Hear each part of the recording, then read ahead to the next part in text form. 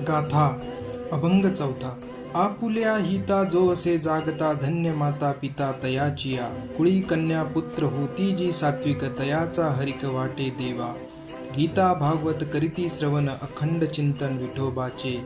तुका म्हणे मज घडो त्याची सेवा, तरी माझ्या दैवा पार नाही. जगद्गुरु तुकाराम महाराज म्हणतात, जो आपल्या सर्वांगीण विकासाच्या विषयी सदैव जागरूक असतो त्याचे माता पिता खरोखर धन्य होत. ज्या कुळामध्ये सात्विक आचरण करणारे कन्या आणि पुत्र जन्माला येतात त्याचा देवाला सुद्धा आनंद वाटत असतो. जे गीता भागवताचे अंतःकरणापासून श्रवण करतात आणि ज्यांच्या हृदयात श्री विठ्ठलाचे अखंड चिंतन सुरू असते. जगद्गुरु तुकाराम महाराज म्हणतात, माझ्या हातून जर त्यांची सेवा घडेल तर माझ्या भाग्याला सीमा राहणार नाही. विठ्ठल विठ्ठल विठ्ठल.